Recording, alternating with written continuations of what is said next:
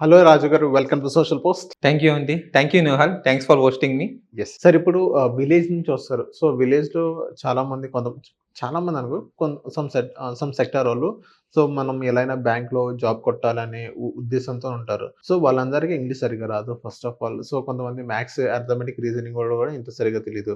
So అలాంటి వాళ్ళకి ఎలా ట్రైన్ అయితే బెటర్ రిజల్ట్స్ వస్తాయంటారు? సో మన ఇన్‌స్టిట్యూట్ వచ్చి మెయిన్ ఎజెండా ఏందంటే ఎవరైతే రూరల్ బ్యాక్‌గ్రౌండ్ నుంచి వచ్చిన వాళ్ళు గానీ, లేకపోతే మిడిల్ క్లాస్ ఫ్యామిలీ నుంచి వచ్చిన వాళ్ళే కానీ, ఇప్పుడున్న కోచింగ్ అనేది అఫోర్డబుల్‌లో లేదు వాళ్ళకి. చాలా ఎక్స్‌పెన్సివ్‌గా ఉంది. సో అలా కాకుండా మేము అఫోర్డబుల్ ప్రైస్‌లో వాళ్ళకి బేసిక్స్ ఓరియెంటెడ్ నుంచి నేర్పిస్తాం. అంటే మన దగ్గర సెషన్స్ వచ్చేసి మార్నింగ్ 10 నుంచి ఈవినింగ్ 5 వరకు కూర్చోబెడతాం.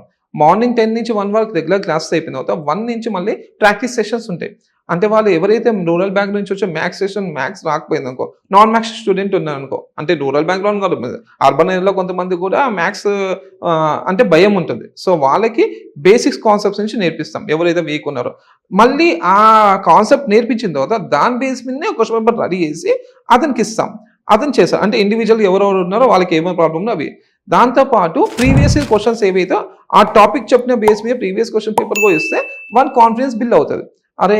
వీ కెన్ డూ ఇట్ అని చెప్పి వస్తుంది. సో అది ఫియర్ వెళ్ళిపోవడం వల్ల మ్యాథ్స్ ఈజీగా చేయగలుగుతారు. ఓకే. అండ్ నెక్స్ట్ ఇప్పుడు ఎవరైతే రూరల్ నుంచి వచ్చిన ఈ సెగ్మెంట్ వాళ్ళు ప్రాక్టీస్ అనేది టైం అనేది ఎంత పెట్టుకోవాలి? సో ఇప్పుడు మ్యాథ్స్ మీద ఎంత పెట్టుకోవాలి? మీరు చెప్పారు ప్రాసెస్ బానే ఉంది. సో ఇప్పుడు మ్యాథ్స్ మీద ఎంత పెట్టుకోవాలి? రీజనింగ్ మీద ఎంత పెట్టుకోవాలి? సో వాళ్ళు ఓవరాల్‌గా ఒక నోటిఫికేషన్ రాంగానే సో టిల్ ఎగ్జామ్ డేట్ వరకు ఎలా వాళ్ళ టైం మేనేజ్‌మెంట్ చేసుకోవాలంటారు? సో ప్రీవియస్‌లో బ్యాంక్ ఎగ్జామ్స్‌లో ఎలా ఉండేదంటే ఒక డైరెక్ట్ ఒక 1 అవర్‌లో క్వెషన్స్ ఇచ్చేసేవారు 100 క్వెషన్స్. కానీ ఇప్పుడు ఏమైందంటే సెషనల్ కట్ ఆఫ్ ఇచ్చారు.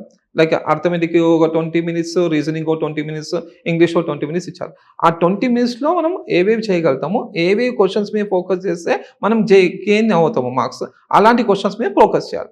ఫర్ ఎగ్జాంపుల్ అర్థమెటిక్‌లో వచ్చేసి మనకి ఏందంటే చాలా సిలబస్ ఏమి ఉండదు. తక్కువ ఉంటుంది. ఎక్కువ ఫోకస్ చేసి క్వాడ్రాటిక్ ఈక్వేషన్స్ అని చెప్పి, సింప్లిఫికేషన్స్ అని చెప్పేసి అవి బాగా ప్రాక్టీస్ చేసామనుకోండి. For example quadratic equation 5 questions వచ్చాయనుకోండి. ఆ 5 క్వెషన్స్ మనము 2 మినిట్స్‌లో చేసేటట్టు ప్లాన్ చేసుకోవాలి.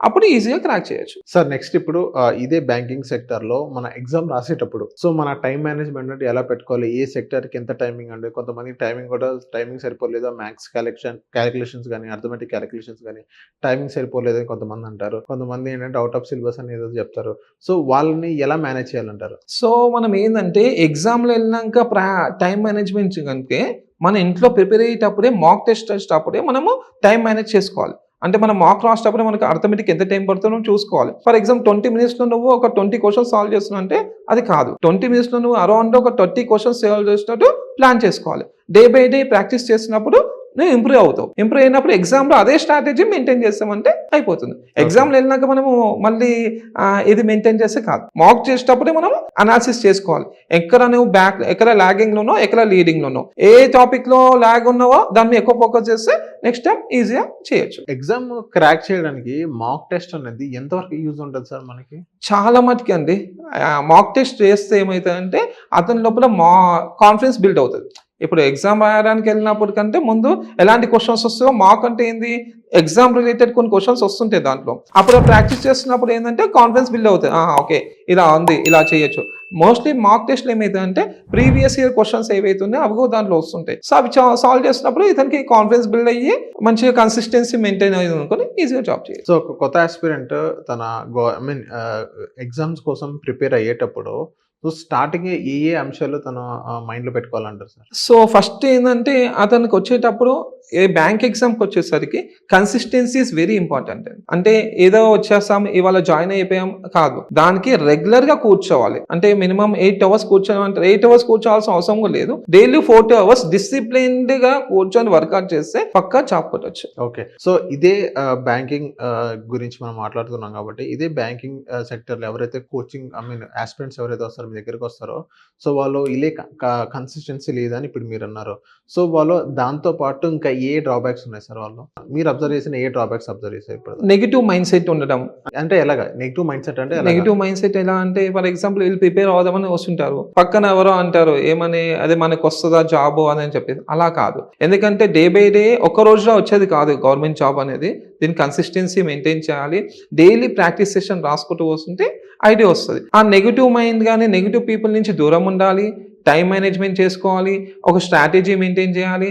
డైలీ ప్రాక్టీస్ చేస్తే పక్కా జాబ్ కొట్టొచ్చు. సో ఇప్పుడే అన్నారు ఒక స్ట్రాటజీ మెయింటైన్ చేయాలి అని చెప్పేసి. ఒక స్టూడెంట్ వచ్చి 2, 3 సార్లు అటెంప్ట్ చేసి ఫెయిల్ అయ్యి అనుకున్నాం. సో థర్డ్ స్ట్రాటజీ అనేది ఎలా ఉండాలి వాళ్ళది? సో ఫెయిల్ అవ్వడం వల్ల మనకు ఒకటి ఏందంటే ఎక్స్‌పీరియన్స్ వస్తుంది. ఫెయిల్ అవ్వడం అని చెప్పి నిరాశ పడొద్దు. అది అక్కడ కాదు. దానివల్ల మనకు ఒక ఎక్స్‌పీరియన్స్ వస్తుంది. ఫస్ట్ నువ్వు చేయాల్సింది ఏందంటే నీకు ఎందుకు ఫెయిల్ అయ్యావో నువ్వు అనాలిసిస్ చేసుకోవాలి. ఎక్కడ ప్రాబ్లమ్ వచ్చింది? నువ్వు ఎక్కడ ల్యాక్ చేసావు అనేది చూసుకోవాలి. అప్పుడు నీకు ఐడియా వస్తుంది కాబట్టి నెక్స్ట్ అటెంప్ట్ చాలా సిన్సియర్‌గా వర్కౌట్ చేస్తే పక్కా సెట్ అవుతుంది అంతే. సార్ ఇప్పుడు అర్థమెటిక్ అండ్ రీజనింగ్‌లో ఇప్పుడు వాళ్ళు కొంతమంది వీక్‌గా ఉండొచ్చు. సో వాళ్ళని మీరు ఎలా ట్రైన్ చేస్తారు సార్? మ్యాథ్స్ అయినా గాని సో వాళ్ళని అది మెయిన్ కదా! మీరు ఎలా ట్రైన్ చేస్తారు వాళ్ళని? సో ఫస్ట్ స్టూడెంట్ వచ్చేటప్పుడు నేను అతని బ్యాక్‌గ్రౌండ్ అడుగుతాను. అసలు నువ్వు మ్యాథ్స్ స్టూడెంటా? నాన్ మ్యాథ్స్ స్టూడెంటా? సో నాన్ మ్యాథ్స్ స్టూడెంట్ అనేసరికి ప్యూర్‌లీ వాళ్ళకి మ్యాథ్స్ అంటే భయం ఉంటుంది. సో వాళ్ళకి ఏం చేస్తాను, స్ట్రాంగ్ బేసిక్స్ ఫైండ్ అవుట్ చేస్తాను. అంటే స్ట్రాంగ్ బేసిక్స్ మొత్తం బిల్డప్ చేస్తాను. మొత్తం బేసిక్స్ అని చెప్పుకుంటూ వస్తాను.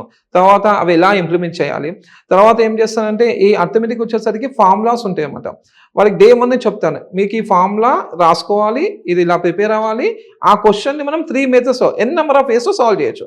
అన్ని మెథడ్స్ నేర్పించి ఫస్ట్ ఏం చేస్తానంటే ఆన్సర్ చేయడం కాదు నాన్న, క్వెషన్ ఏమి ఇచ్చాడు, క్వెషన్‌లో నువ్వు ఎంతవరకు అర్థం చేసుకున్నావు, వాట్ ఈస్ గివెన్ అది అర్థమైందంటే ఆన్సర్ చేయొచ్చు. ఆ స్ట్రాటజీ నేర్పిస్తాను. ఓకే.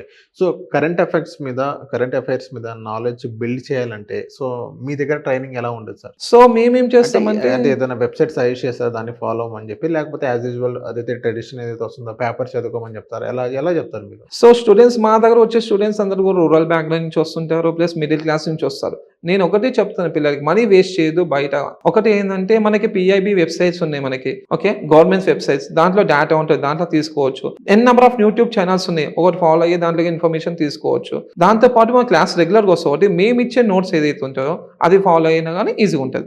వాళ్ళు చేయాల్సిన పని ఏంటంటే డైలీ ఓ న్యూస్ పేపర్ తీసుకొని ఆ న్యూస్ పేపర్లో daily international events, national events, awards, sports and different categories ఉంటాయి. ఒక బుక్ తీసుకొని దాంట్లో రాసుకొని డైలీ రాసుకొని దాన్ని next day for example first March రోజు రాసుకున్న ఏదైతే ఈవెంట్స్ ఉన్నాయో సెకండ్ మార్చ్ కొత్తగా రాసుకున్నప్పుడు ఫస్ట్ మార్చ్ రాసినవి అన్ని కూడా రివిజన్ చేసుకొని సెకండ్ మార్చ్కి వెళ్తే అవి అన్నీ గుర్తుంటాయి. బ్యాంక్ ఎగ్జామ్స్కి వచ్చి 6 to 7 months కరెంట్ అఫైర్స్ చదువుకుంటే చాలు.